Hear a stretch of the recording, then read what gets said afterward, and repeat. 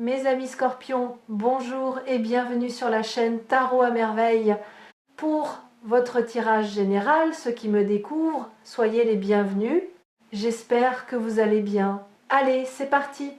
Il y a une personne dans votre vie dont vous ne connaissez pas encore toute la vérité. Vous pensez la connaître. Vous pensez avoir compris ses motivations, ses silences, ses gestes, ses absences. Vous avez construit une histoire autour de cette personne. Une histoire cohérente, logique, qui explique pourquoi elle a fait ce qu'elle a fait, pourquoi elle a dit ce qu'elle a dit, pourquoi elle est devenue ce qu'elle est devenue dans votre vie. Cette histoire vous a aidé à survivre. Elle a donné du sens à la douleur. Elle a mis de l'ordre dans le chaos. Mais cette histoire est incomplète. Et aujourd'hui, la pièce manquante va se révéler. Pas pour vous détruire, pour vous libérer. Parce que la vérité incomplète est la prison la plus cruelle qui existe. Elle vous enferme dans une version des faits qui ressemble suffisamment au réel pour que vous n'ayez jamais envie de la remettre en question. Mais elle laisse dehors, dans le froid, des fragments essentiels sans lesquels vous ne pouvez pas guérir complètement. Ce que je vais faire aujourd'hui est inhabituel. Je vais vous inviter à un procès. Pas un procès contre cette personne, pas un procès contre vous-même, un procès intérieur, un tribunal silencieux qui se tient dans la salle d'audience de votre propre conscience. Dans ce tribunal, il y aura des témoignages, pas des accusations, des témoignages. Et chaque témoignage va éclairer un angle de la vérité que vous n'aviez pas encore vu. À la fin, il n'y aura ni condamnation, ni acquittement. Il y aura quelque chose de plus rare et de plus précieux. La compréhension. Prenez place. Le procès commence. Premier témoignage. Celui de la blessure. La blessure prend la parole en premier parce qu'elle est la plus bruyante. Elle est celle qui vous empêche de dormir. Celle qui revient quand vous baissez la garde. Celle qui teinte vos nouvelles relations de la couleur de l'ancienne. La blessure dit ceci: cette personne m'a causé, elle savait ce qu'elle faisait, elle a choisi de blesser, d'un coup, et je suis la preuve de son choix. La blessure a raison sur un point, elle existe, elle est réelle. Sa douleur n'est pas inventée, ni exagérée, ni dramatisée. Elle est là, vivante, palpitante, et elle mérite d'être entendue. Mais la blessure a aussi un angle mort gigantesque. La blessure ne connaît que sa propre perspective. Elle ne voit que le moment de l'impact. Elle ne voit pas ce qui l'a précédé dans la vie de l'autre. Elle ne voit pas le chemin qui a mené cette personne, a posé le geste qui a causé la douleur. Et sans ce chemin, le geste reste incompréhensible. Et l'incompréhensible se transforme en monstre, ce qui va vous briser, au sens où le titre de cette vidéo l'annonce. Ce n'est pas la découverte que cette personne est pire que ce que vous pensiez. C'est la découverte qu'elle est plus complexe, plus humaine, plus abîmée que vous ne l'imaginiez. Et cette découverte va fissurer l'histoire simple que vous aviez construite. L'histoire du méchant et de la victime. L'histoire où les rôles sont clairs et les responsabilités tranchées. Cette histoire va se fissurer non pas parce qu'elle était fausse, mais parce qu'elle était incomplète. Et l'incomplétude, quand elle se révèle, fait toujours mal. Pas parce que la vérité blesse, parce que la perte d'une certitude, même d'une certitude douloureuse, crée un vertige. Deuxième témoignage, celui du silence. Le silence prend maintenant la parole, le silence de cette personne, tous ces moments où elle n'a pas parlé, où elle n'a pas expliqué, où elle vous a laissé seul avec vos questions, vos interprétations, vos conclusions tirées dans le vide. Ce silence, vous l'avez interprété comme de l'indifférence, comme du mépris, comme la preuve qu'elle ne vous aimait pas assez pour vous accorder une explication. Mais le silence témoigne aujourd'hui d'autre chose. Le silence dit « Je n'ai pas parlé non pas parce que tu ne comptais pas, mais parce que les mots que j'avais à dire m'auraient mis à nu d'une manière que je ne pouvais pas supporter. Me taire n'était pas un choix contre toi, c'était un réflexe de protection. Le même réflexe que tu connais toi-même, parce que toi aussi tu as des vérités que tu n'as jamais dites à personne. Toi aussi tu as gardé des silences qui ressemblaient à de l'indifférence alors qu'ils étaient chargés de tout ce que tu n'osais pas exprimer.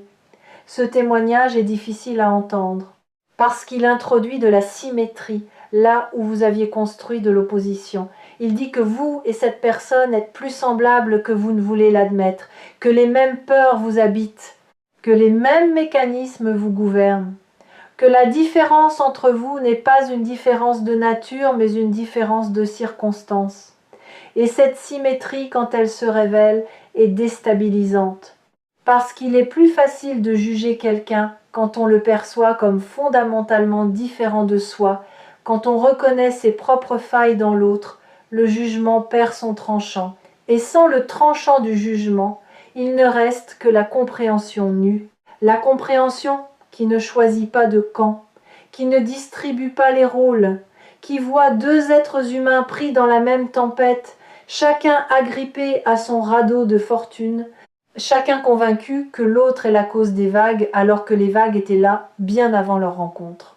Cette image des deux naufragés peut être la plus juste pour décrire ce que votre relation a été. Deux personnes qui se sont accrochées l'une à l'autre en pleine mer agitée, qui se sont parfois sauvées et parfois enfoncées mutuellement, et qui ont fini par comprendre, chacune à sa manière, que le salut ne vient pas de l'autre. Il vient de la terre ferme intérieure que chacun doit trouver en soi.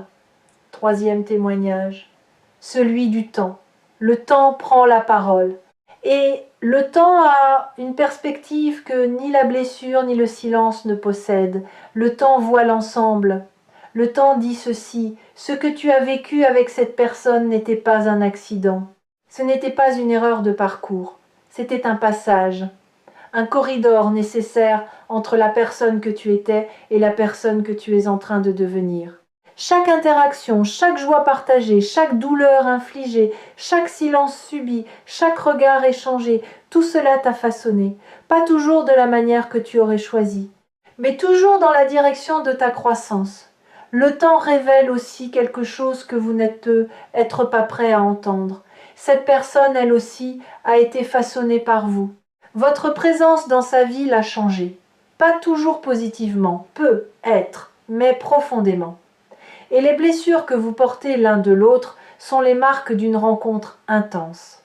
Pas les marques de la haine, les marques de l'impact. Et l'impact n'est possible qu'entre des êtres qui comptent l'un pour l'autre. Deux personnes indifférentes ne peuvent pas se blesser. La douleur, aussi paradoxale que cela puisse paraître, est une preuve de lien. Pas un lien sain, pas nécessairement un lien à conserver, mais un lien réel. Et reconnaître la réalité de ce lien, c'est reconnaître que la relation, aussi imparfaite qu'elle ait été, n'était pas du vide, elle était de la matière brute, douloureuse, mal taillée, mais de la matière, et c'est avec cette matière que vous construisez votre avenir. Chaque leçon tirée de cette relation est une brique, pas une brique posée contre l'autre, une brique posée pour vous, pour votre propre édifice, pour la maison intérieure que vous êtes en train de bâtir sur des fondations que cette douleur, précisément cette douleur-là, a rendu possible. Prenez un instant pour considérer ceci. Si vous n'aviez pas connu cette personne, si cette relation n'avait pas existé, qui seriez-vous aujourd'hui? Seriez-vous capable de la même profondeur émotionnelle? Auriez-vous développé cette intuition aiguë qui vous permet aujourd'hui de sentir les gens avant qu'ils ne se révèlent? Connaîtriez-vous vos propres limites avec cette précision que seule la douleur peut enseigner? La réponse, honnêtement, est probablement non. Et cette réponse n'est pas une justification de la souffrance. Elle n'excuse rien, elle ne dit pas que c'était bien, elle dit que c'était formateur, que de cette forge vous êtes sortis avec des outils que rien d'autre n'aurait pu vous donner, des outils de discernement, de protection, de choix éclairés. Et ces outils, vous les utiliserez pour le reste de votre vie. Chaque nouvelle relation que vous entrerez portera quelque part dans ses fondations la sagesse acquise dans celle-ci.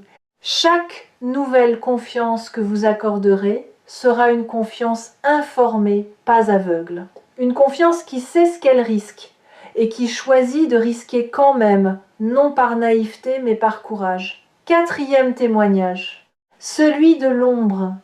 Et voici le témoignage le plus inconfortable de tous, celui que vous voudrez peu être refusé d'entendre. L'ombre prend la parole. Votre ombre, pas celle de l'autre, la vôtre. L'ombre dit, dans cette relation, tu n'étais pas seulement la victime, tu étais aussi un participant, tu as fait des choix, tu es resté quand les signaux te disaient de partir.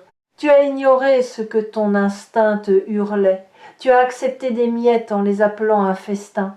Tu as fermé les yeux sur ce que tu voyais clairement, parce que voir t'aurait obligé à agir, et agir t'effrayait plus que souffrir. Ce témoignage n'est pas un acte de cruauté envers vous-même. C'est un acte de lucidité. Et la lucidité, aussi coupante soit-elle, est la seule lame qui tranche les chaînes. Parce que tant que vous êtes uniquement victime, vous êtes impuissant. La victime subit. La victime attend que l'autre change, s'excuse, répare. Mais le participant a du pouvoir. Le participant peut se dire « j'ai contribué à cette dynamique et donc j'ai le pouvoir de ne plus y contribuer. J'ai accepté ce que je n'aurais pas dû accepter et donc j'ai le pouvoir de ne plus l'accepter. J'ai ignoré mes propres signaux et donc j'ai le pouvoir de les écouter désormais. » Ce passage de victime à participant n'est pas un affaiblissement. C'est le plus grand renforcement que vous puissiez vivre, parce qu'il vous rend le volant. Il vous remet aux commandes de votre propre histoire. Et une histoire dont vous tenez le volant peut prendre n'importe quelle direction, y compris celle de la guérison. Il y a un exercice que je veux vous proposer. Un exercice de courage radical. Prenez un moment, ce soir ou demain, et écrivez 2 lettres. Pas des lettres à envoyer, des lettres à écrire puis à garder ou à détruire. La première lettre est celle que vous écririez à cette personne si vous n'aviez peur de rien. Tous les mots que vous n'avez jamais dits. La colère, la déception, la tristesse, mais aussi les merci que vous n'avez jamais prononcés, les moments de lumière que vous avez partagés et que la douleur a recouverts. Écrivez tout, sans filtre, sans jugement, sans souci de cohérence. La deuxième lettre est plus difficile encore. C'est celle que cette personne vous écrirait si elle pouvait parler depuis son ombre à elle. Depuis cet endroit en elle que personne ne voit. Que se dirait-elle si elle était parfaitement honnête? Que dirait-elle sur ses propres peurs, ses propres inadéquations, ses propres blessures héritées qui l'ont menée à agir comme elle l'a fait? Vous ne pouvez pas connaître cette lettre avec certitude, mais vous pouvez l'imaginer. Et en l'imaginant, en vous glissant un instant dans la peau de quelqu'un que vous avez jugé, vous ouvrirez une fenêtre de compréhension que rien d'autre ne pourrait ouvrir. Vous ne la lirez peu, être qu'une fois, peut-être la brûlerez-vous immédiatement, mais les mots, une fois écrits, existent. Ils ont créé un espace, et cet espace est celui dans lequel la guérison peut enfin se déployer. Cet exercice n'est pas une obligation, c'est une invitation. Et comme toute invitation, vous êtes libre de la décliner. Mais sachez que ceux qui l'acceptent ne le regrettent jamais. Si cette lecture vous a trouvé sur Tarot à merveille, c'est que votre ombre est prête à être entendue. Pas combattue, pas reniée, entendue. Avec la même tendresse que vous accorderiez à un enfant qui avoue une erreur en tremblant, votre ombre tremble aussi.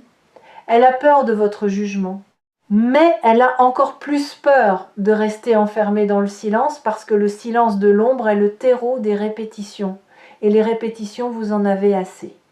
5e témoignage, celui de l'intention originelle. Il y a un dernier témoin. Et celui-ci va peut-être vous surprendre le plus. Ce témoin, c'est l'intention originelle de la relation. L'énergie qui existait au tout début, avant la douleur, avant les malentendus, avant l'érosion. Revenez à ce premier moment, à cette première rencontre ce premier échange, cette première sensation. Il y avait quelque chose de pur là-dedans. Quelque chose qui n'appartenait ni à vos blessures respectives, ni à vos mécanismes de défense. Une étincelle de reconnaissance, de curiosité, d'ouverture. Deux êtres humains qui se sont regardés et qui, l'espace d'un instant, se sont vus sans filtre. Cette intention originelle n'a pas été détruite par ce qui a suivi. Elle a été ensevelie, recouverte par les couches successives de déception, de non-dit, de maladresse et de peur. Mais elle est encore là, sous les décombres, intacte.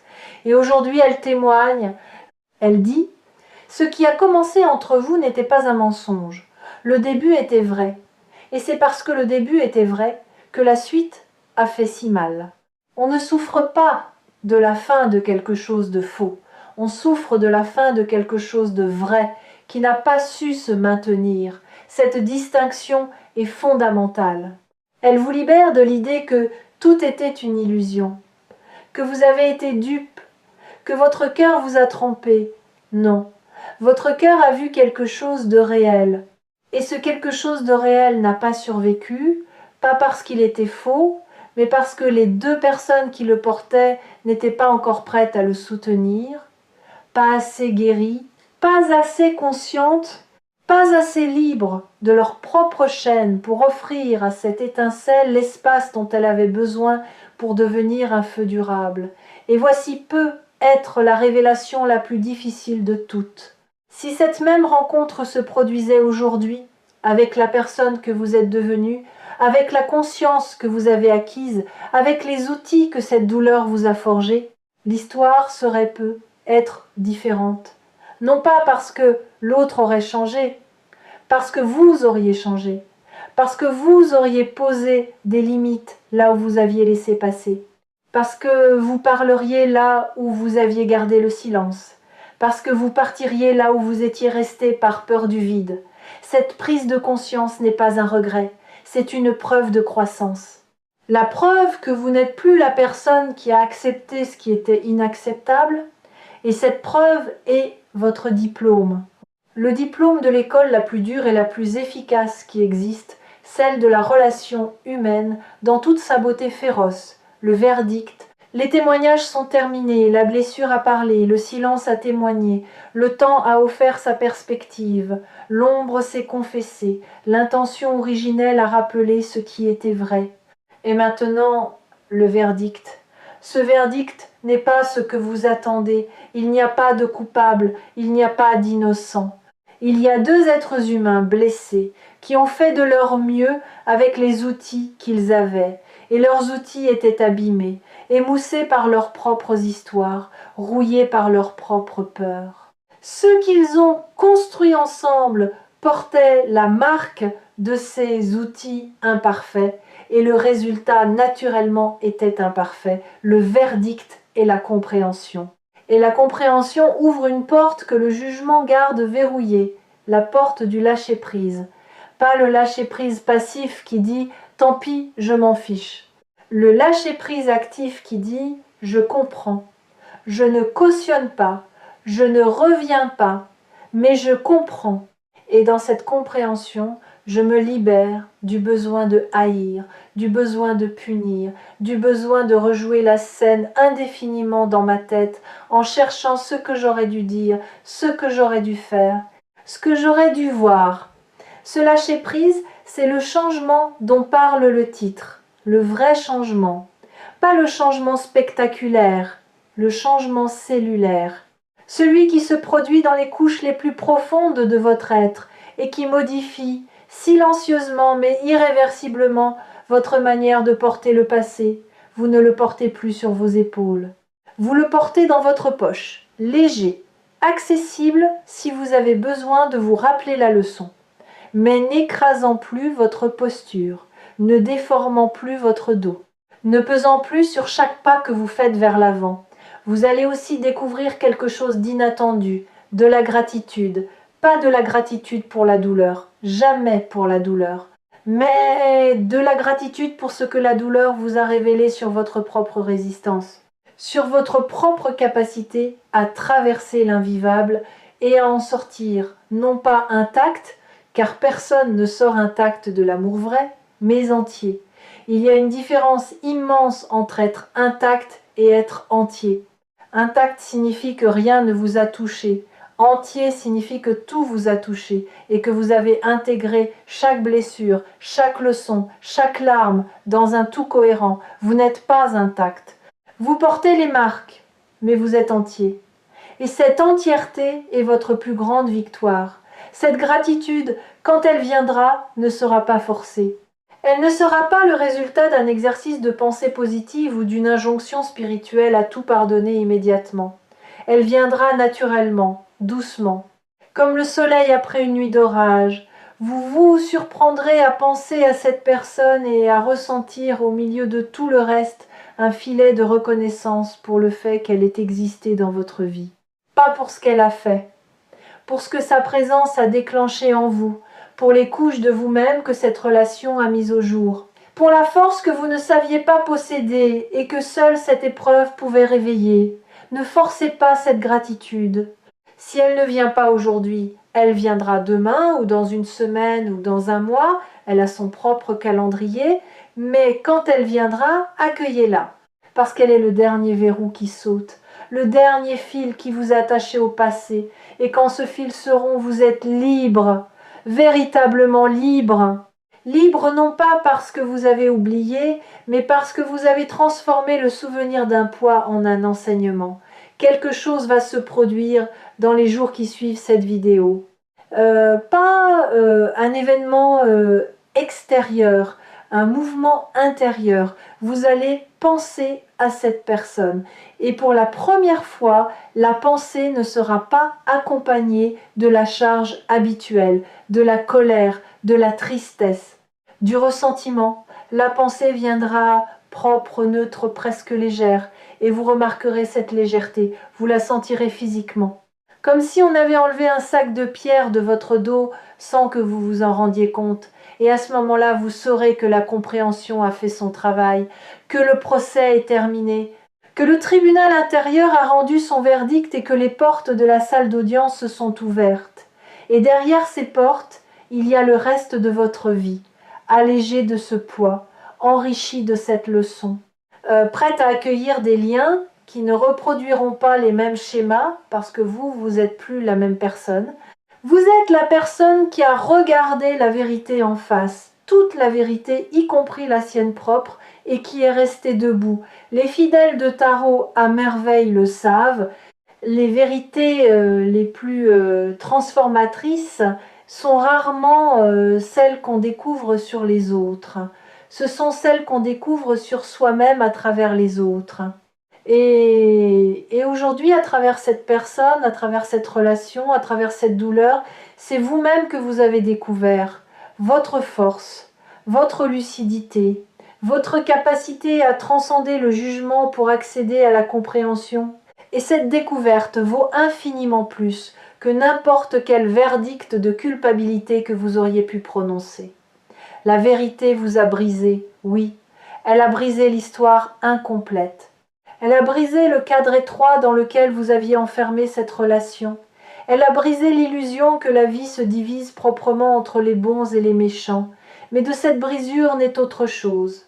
Comme une graine qui doit se fendre pour germer, comme un œuf qui doit se casser pour laisser vivre. Ce qui naît de cette brisure, c'est vous, plus entier que jamais, plus lucide, plus libre. Le tribunal est fermé, les portes sont ouvertes.